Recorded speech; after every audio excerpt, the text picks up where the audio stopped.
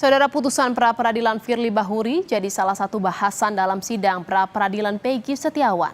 Saat itu Hakim Tunggal Eman Sulaiman menanyakan soal macam-macam putusan dalam pra-peradilan.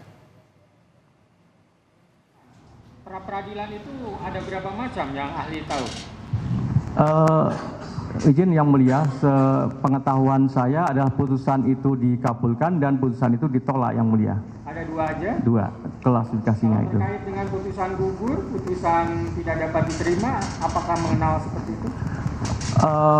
Putusan gugur, putusan tidak terima, maka kemudian itu ada implikasinya kaitannya dengan dicabutnya permohonan pra-peradilan, atau kalau yang gugur itu sudah masuk kepada pokok perkaranya Yang Mulia.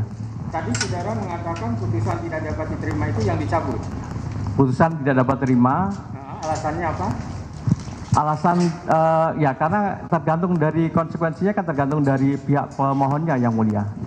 Seperti kemarin kasus yang di Jakarta Selatan yang Firly Bahuri dinyatakan putusannya tidak dapat diterima. Saudara mengikuti itu?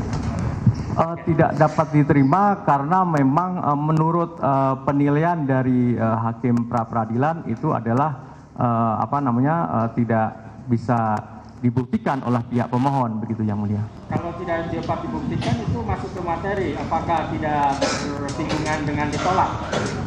Mohon izin Yang Mulia, maksud saya yang berkaitan dengan dalil-dalil pra-peradilannya Yang Mulia. Kalau permohonan itu misalnya mencampur adukan antara materi pra-peradilan dengan materi pokok perkara, apa putusannya?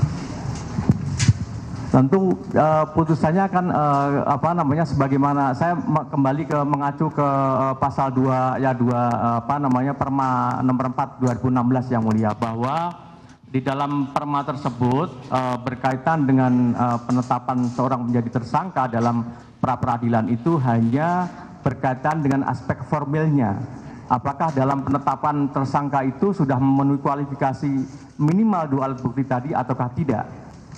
Itu yang berkaitan dengan hal itu, sehingga tidak memeriksa mengenai yang berkaitan dengan pokok perkaranya.